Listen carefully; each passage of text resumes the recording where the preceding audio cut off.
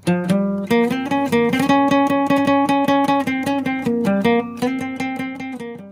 दोस्तों, मैं हूं सुमित चौहान और आप देख रहे हैं द न्यूज़ वीक। आज हम ये एक ख़ास वीडियो कर रहे हैं और पीछे जो नज़ारा है उससे देखकर आपको ये आभास हुआ होगा कि हम किसी पहाड़ी इलाके में हैं। हम इस वक्त उत्तराखंड में हैं और उत्तराखंड में लैंसडाउन नाम की जगह है जहाँ पर हम आए हुए हैं चुनावी कवरेज करते हुए, और डॉक्टर लक्ष्मण यादव के कविता के एक ख़ास सेगमेंट की शूटिंग के लिए हम लोग यहाँ पे आए थे। और यहाँ पर आने के बाद में मतलब हम पहाड़ देखते हैं, ये पेड़ पौधे देखते हैं लक्ष्मण साहब, तो बड़ा खुशनुमा लगता है कि उत्तराखंड मतलब अरे वाह कितनी खूबसूरत टूरिस्टी जगह है। बिल्कुल। लेकिन जब हम ऐसे ढूंढते हैं चीज़ें और खबरें पढ़ते हैं उत्तराखंड से, तो ये पता चलता है कि जो जातिवाद है, जाति के सवाल पे उत्तराखंड तुलनात्मक रूप से मुझे लगता है ज़्यादा जातिवादी जगह है। हिमाचल प्रदेश हुआ, उत्तराखंड हुआ, कश्मीर के भी कई सारे इलाके, यानी जो पहाड़ी इलाके हैं वो जाति के लिहाज से बहुत एकदम खतरनाक से महसूस होते हैं। अभी जैसे सुनीता जो भोजन माता है, सुनीता चंपावत वाला केस आया था उत्तराखंड से, तो खबर पढ़ी थी आपने वो? बिल्कुल बिल्कुल पड़ी थी। नहीं, ये आपने शुरुआत ही बहुत रोचक की है कि अक्सर जो बाहर से बहुत चमकता हुआ दिखता है, बहुत खुशनुमा दृश्य होते हैं, वो अंदर से कैसा समाज है ये मुश्किल होता है। ये हिंदी सिनेमा की तरह है। राइट। वो जो टीवी पर सीरियल दिए जा रहे हैं वो उनके घरों का डेकोरेशन जैसा होता है ना, वो घर तो इस देश में 1% लोगों के पास भी नहीं है, और टीवी में चल रहा है वो 90% 99% लोगों के घरों में। पहाड़ हो, खूबसूरती हो, वादियों की खूबसूरती हो, ये बिल्कुल बहुत दिलचस्प चीज़ें हैं। ये इंसान के वजूद से जुड़ी हुई हैं, लेकिन इसके भीतर भी एक सभ्यता है। अब हम जहाँ खड़े हैं वो तो उत्तराखंड और हिमाचल दोनों खुद को क्लेम करते हैं कि वो देवभूमि है। देवभूमि वो देवभूमि खुद को क्लेम करते हैं। इसलिए आपका जो आप जिस एंगल से इस पूरे नज़ारे के बीच जो इंसान है उनको देखने की कोशिश कर रहे हैं, पहले तो मैं कह रहा हूँ कि आपको बधाई कि ऐसी कोशिशें कम हुई हैं। मैं ये नहीं कहूँगा कि ऐसा किसी ने देखा ही नहीं, मगर अमूमन हम पर्दे कर सामने जो दृश्य होता है उसके पीछे नहीं देख पाते। उसके पीछे नहीं देख, और इक्का दुक्का खबरें आ गई तो हम फिर आ जाते हैं कि अरे जातिवाद हो गया।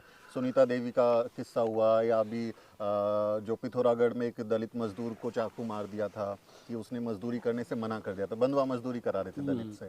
तो ये जब खबरें आती हैं ना तो हमें लगता है कि यार जब उन विक्टिम से बात करते हैं, चूँकि हमारा खबरों का भी काम है तो खबर के लिए जब बात करते हैं तो ऐसी भयानक कहानियाँ आती हैं कि हम मतलब यूपी पे हमारा ध्यान रहता है, राजस्थान पे हमारा ध्यान रहता है कि अरे वहाँ बहुत ज़्यादा जातिवाद हुआ है। लेकिन ये सच बात है कि चूँकि पहाड़ों से कहानी उतरने में समय लगता है ना, वहाँ से वो जो खबरें सूचनाएं आती हैं मैदानी इलाकों में उसमें वक्त लगता है, लेकिन बहुत भयानक कहानियाँ उत्तराखंड हिमाचल से आई हैं जाति के सवाल पर। निश्चित रूप से मेरा तो आकलन ये है सुमित जी कि कई बार होता ये है ना कि कुछ खास दृष्टिकोण से अगर देखें, जिन समाजों से प्रतिरोध की आवाज़ें नहीं आ रही हों, जहाँ नाराज़गियाँ जहाँ की आप तक नहीं पहुँच पा रही हैं, लोगों के बीच किसी चीज़ का अभाव है, लोग किसी सामाजिक सांस्कृतिक संरचना से पीड़ित हैं और वो आवाज़ अब नहीं सुन पा रहे हैं, तो आप एक कल्पना कर लेते हैं कि वो दुनिया बहुत खूबसूरत होगी, मगर ऐसा नहीं होता।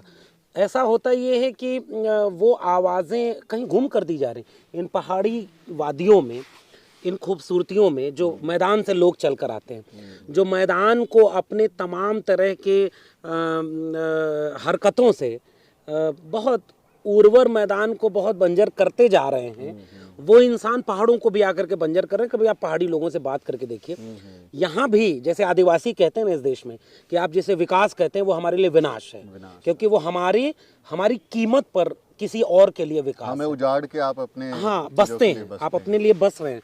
पहाड़ भी ऐसे ही है। पहाड़ के लोगों का मिजाज अच्छा होता है, पहाड़ के लोग मेहनत कश लगते हैं, पहाड़ खूबसूरत लगते हैं, लेकिन विकास के नाम पर आप 4 धाम यात्रा के लिए जो कॉरिडोर बना रहे हैं ना, उन सड़कों के बनने ने पहाड़ों के बीच जो भूस्खलन है या पहाड़ों पे पत्थर गिरने घटनाएं बढ़ा दी बढ़ा दिया। तो ये सब एक एंगल है देखने का। लेकिन हम अगर जाति के एंगल से देखें, सामाजिक संरचना के एंगल से देखें, जी। तो ये निश्चित रूप से जो मैं बात कह रहा था ना कि ऐसा नहीं कि जहाँ की आवाजें अब तक नहीं आ रही हैं वो समाज बहुत खुश होगा। वो देवभूमि बन भाई बंगाल इसी देश में एक ऐसा कोना है जो भद्र लोग है, माना यह जाता है, हमारे यहाँ हिंदी में पढ़ाया जाता है, मैं वहां से रेफरेंस लेके जोड़ रहा हूँ। हमारे यहाँ 2 नवजागरण हुए, ऐसे बात चलती है। एक महाराष्ट्र का नवजागरण, जिस नवजागरण की सबसे बुलंद आवाजों में से एक ज्योतिबा फूले है। उस नवजागरण को कहते हैं वो उत्तर भारत तक पहुंचने में मुश्किल हुई, नहीं पहुंच पाया, या मैं कहूं कि नहीं पहुंचने दिया गया। दूसरा नवजागरण बंगाल का है, भद्र लोग, विकसित लोग, बहुत प्रगतिशील लोग, सवर्ण लोग। नहीं, ये सब जो भद्रता है ना, उसके भीतर जो जातिवाद है, आप कभी बंगाल का देखिए, वो बहस में नहीं आता। इसी तरह से उत्तराखंड हो, हिमाचल हो या पहाड़ के बीच, पहाड़ी होने की जो मुश्किलें हैं वो सबके साथ हैं, मगर उसके बीच जो पहाड़ी दलित पिछड़े होंगे, आप उनसे कभी बात करेंगे तो वो दोहरी मार झेल रहे हैं। और जैसा आप पहले आपके कथन में आया कि देवभूमि लगती है, तो दरअसल ये देवभूमि के दलितों का दर्द जो है वो सामने नहीं आ पाया बहुत बार।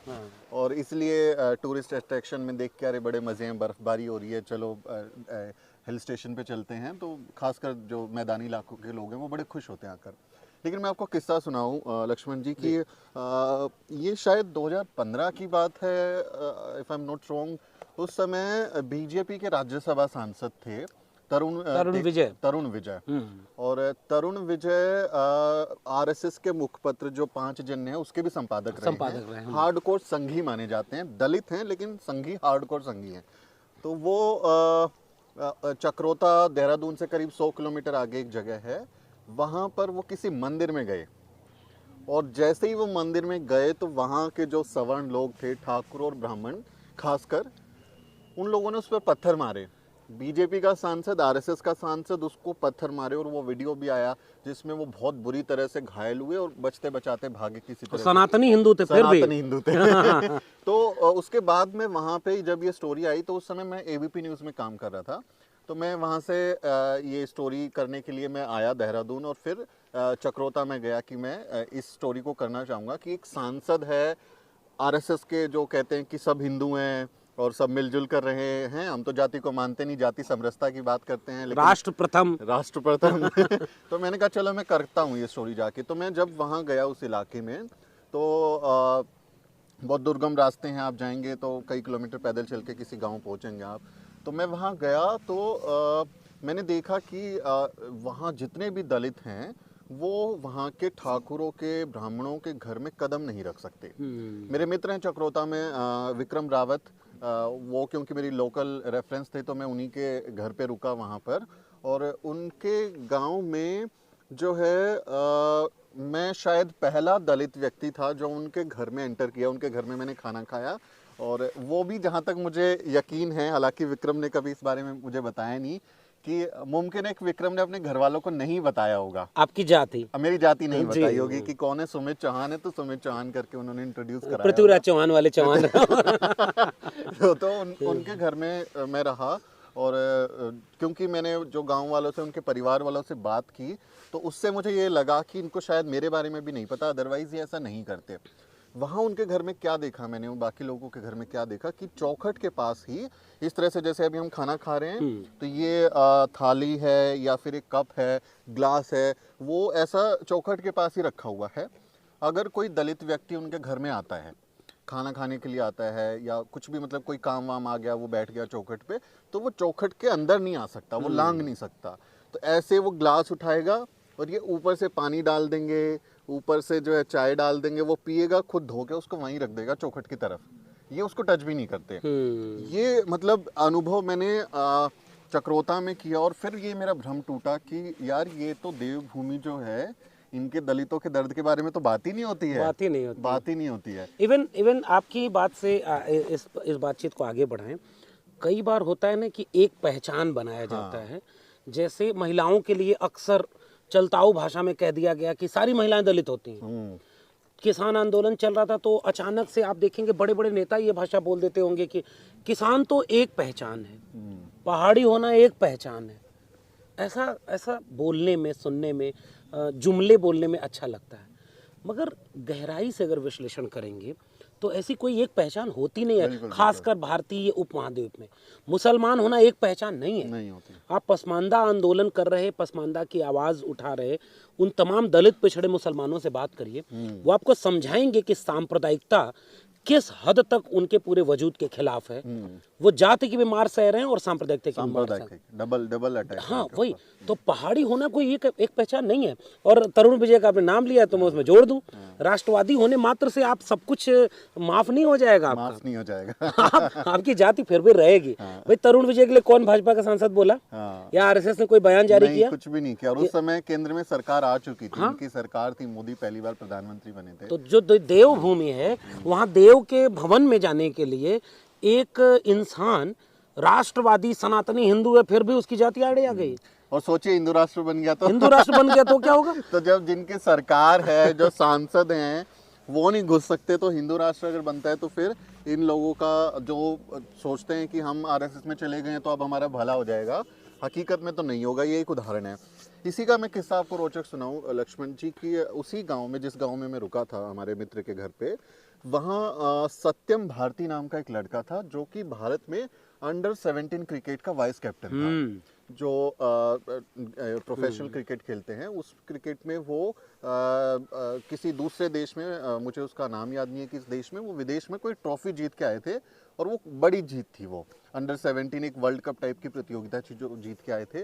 और वो सत्यम लड़का जब गांव आया तो जो उसके गांव के परिवार के लोग थे, उन्होंने उसको कंधे पे बिठा के ढोल बजा के और उसको ऐसे गांव में घुमाना हुआ। अमूमन होता है, जैसे अभी ओलंपिक में हमने देखा तो हमारे जो नीरज चोपड़ा हैं और दैया हैं हमारे सोनीपत के, तो उनको कितना पूरा का पूरा एकदम बैंड बाजा के साथ में उनको प्रोसेशन, देश गौरवान्वित होता है, देश गौरवान्वित होता है।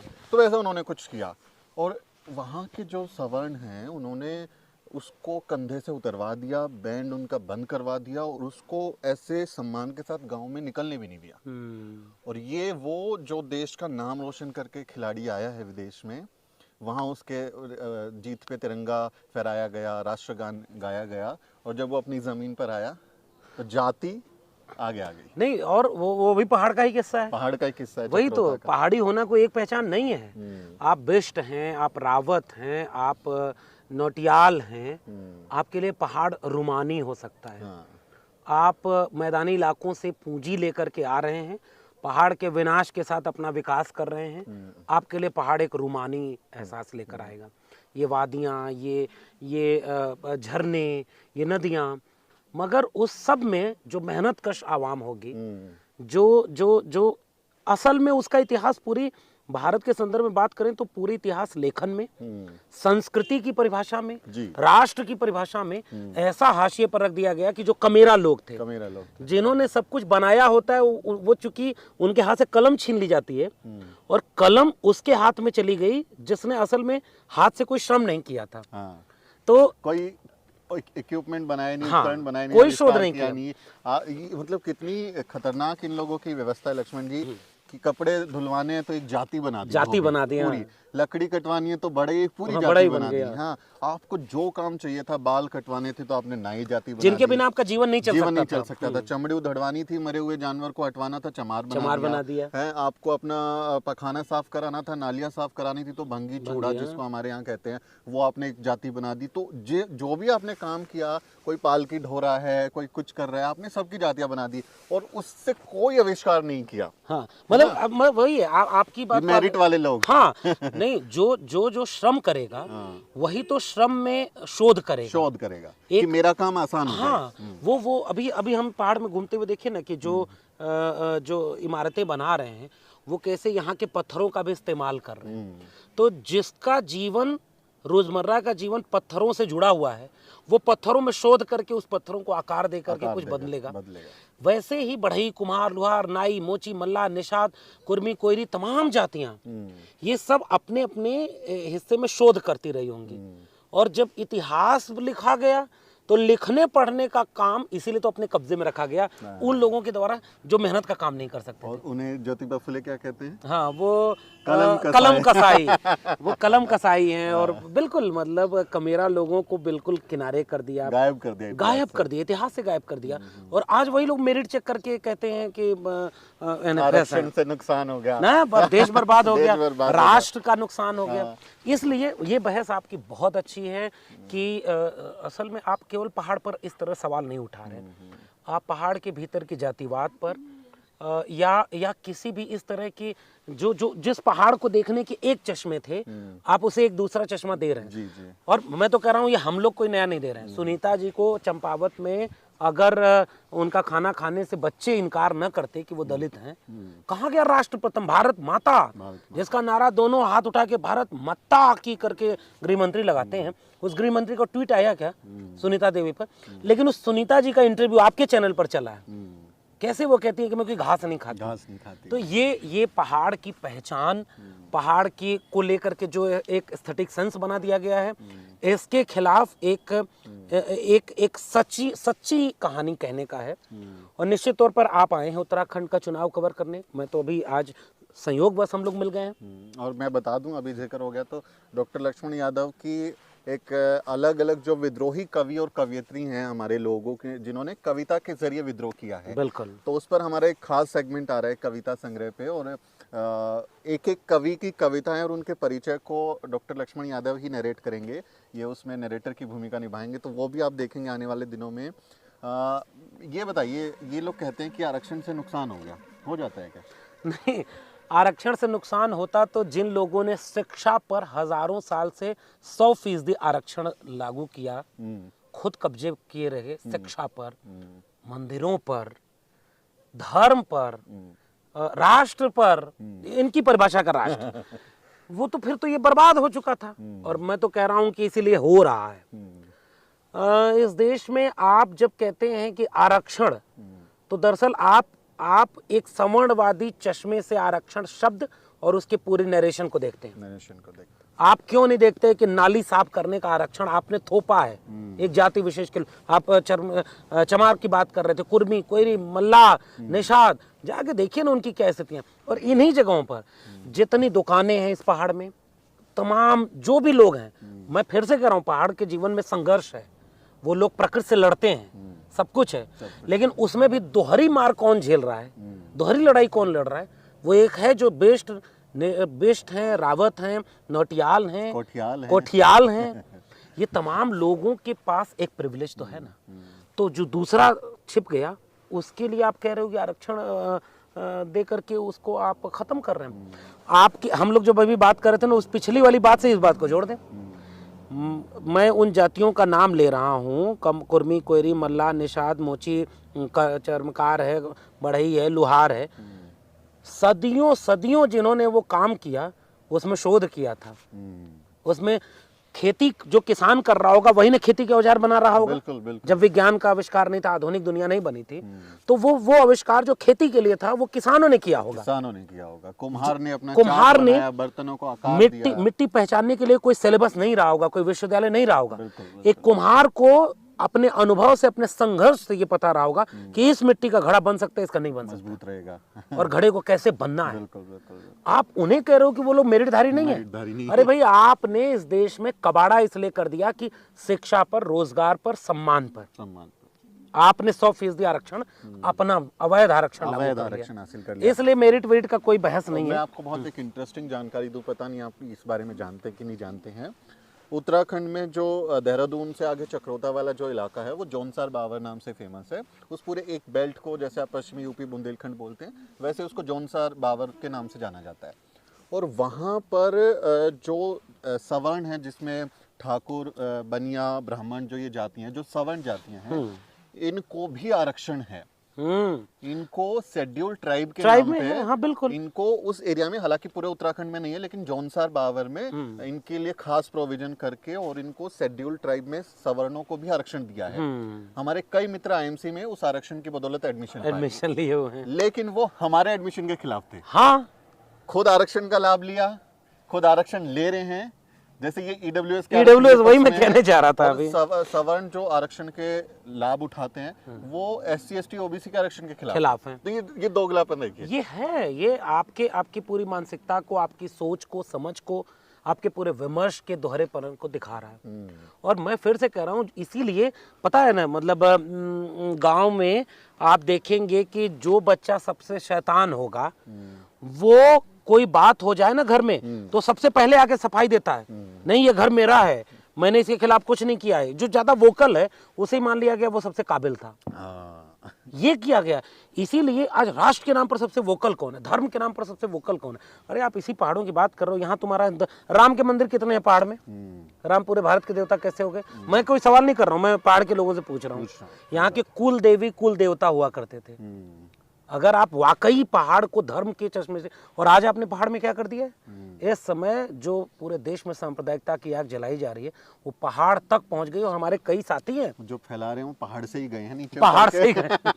हाँ, एक तो हमारे उत्तर प्रदेश में मुख्यमंत्री बन के गए हैं, वो यही उत्तराखंड से हैं और वो पता नहीं किस रूप में धर्म को ले जा रहे हैं। निश्चित तौर पर इस पूरे विमर्श को, धर्म के विमर्श को, देवभूमि में ना जैसे ही देवता का एक विमर्श आएगा, सुर का विमर्श आएगा तो असुर का विमर्श आएगा। और फिर ये सवाल भी आएगा कि असुर कौन थे? असुर तो हम ही थे भाई। मैं पूछ रहा हूं ना, मैं उस धर्म के तमाम ठेकेदारों से पूछ रहा हूं, अगर तुम्हारी ये भूमि देव भूमि है तो यहाँ सुनीता के साथ कैसे ये हो गया कि उसके हाथ का खाना नहीं खाएंगे? तो देव की बात होगी तो असुरों की बात भी हम करेंगे। क्यों नहीं करेंगे? अगर देवता है तो देवता सुर है। अब उस पर लंबी बात फिर कभी होगी कि देवताओं का चरित्र कैसे था। ज्योतिबा फुले फिर बार बार याद आएंगे, पेरियार याद आएंगे, बाबा साहब याद आएंगे। लेकिन मैं फिर से कह रहा हूँ कि आपने अपनी भूमि को देव बना के पूजने की बात की। एक तो आपके सारे देवता इतना दुर्गम स्थानों पर क्यों आए भाई? अंग्रेजों ने रास्ते खोजे, पता चला वहां पहले से एक कोई न कोई देवता आपने लाग बिठा। लेकिन फिर भी मैं कह रहा हूँ वो देवता और यहाँ के कुल देवता में अंतर है। आपने धर्म को इसलिए आरोपित किया है बार बार कि जाति के शोषण का, जाति के खिलाफ सवाल गायब हो जाए, विमर्श ही गायब हो जाए, विमर्श गायब हो जाए। तो ये साथियों, दरअसल हम लोग अभी चाय पी, हमने पराठा खाया और कोशिश की कि आपको कुछ ऐसी मज़ेदार तरीके से कुछ ऐसी काम की बात बताई जाए, क्योंकि बहुत बार शोषण की खबरें और बहुत अत्याचार की खबरें सुन के हम मानसिक तौर पे भी परेशान हो जाते हैं। मेरे साथ अक्सर ऐसा होता है कि एक डिप्रेशन की स्थिति बन जाती है। तो इस तरीके से हमने आपको बताने की कोशिश की। उम्मीद है कि आपको पसंद आया होगा। और डॉक्टर साहब, मैं अपने दर्शकों को एक जानकारी ज़रूर दे दूं कि आने वाले दिनों में, अगले कुछ महीनों में हम देवभूमि के दलितों का दर्द नाम से एक सीरीज शुरू करेंगे, बहुत बढ़िया, जिसमें हम पूरे उत्तराखंड और हिमाचल में ट्रैवल करके और कोशिश करेंगे कि वो कहानियाँ जो दलितों का दर्द आज तक सामने नहीं आया है, सुनीता जैसे किस्से हैं, सत्यम भारती जैसे किस्से हैं, जो हमारे देश को, दुनिया को पता होना चाहिए, उस पर बहुत बढ़िया रिसर्च बेस्ड डॉक्यूमेंट्रीज और एक सीरीज हम लोग लाएंगे आने वाले दिनों में। वो भी हम काम करेंगे। तरुण विजय वाले मंदिर के पास भी जरूर जाइएगा। मैं तरुण विजय को लेके जाऊंगा। भाजपा के लोग हैं भाई, तुम्हारा सांसद है, तुमने उसको भुला क्यों दिया? तरुण विजय आजकल गायब क्यों है? वो शायद उसके आगे कह रहे थे कि मंदिरों में दलितों का भी प्रवेश होना चाहिए। पता नहीं, गए थे। फिर हो सकता है नागपुर में उनका प्रवेश वर्जित कर दिया गया हो। तो इसको दिखाइएगा और मेरी शुभकामनाएं आपकी इस पूरी श्रृंखला के लिए। तो साथियों, ये वीडियो आपको कैसा लगा, बातचीत कैसी लगी, लिखें और हमारे चैनल को ज़रूर सब्सक्राइब करें। और डॉक्टर लक्ष्मण यादव का खुद का यूट्यूब चैनल है, डॉक्टर लक्ष्मण यादव नाम से। वहाँ भी इस तरह की बहुत सारी दिलचस्प जानकारियाँ आपको मिलेंगी और इसी तरह से कुछ इनोवेटिव तरीके से आपको हम लोग सूचनाएं प्रदान करेंगे, ताकि आपका मनोरंजन भी हो और ज्ञानवर्धन भी हो। तो वो क्या कहते हैं, एनलाइटनमेंट थ्रू एंटरटेनमेंट तो वो काम करेंगे। बहुत बहुत शुक्रिया इस वीडियो के लिए साथियों। अगले वीडियो में मिलते हैं। Thank you so much.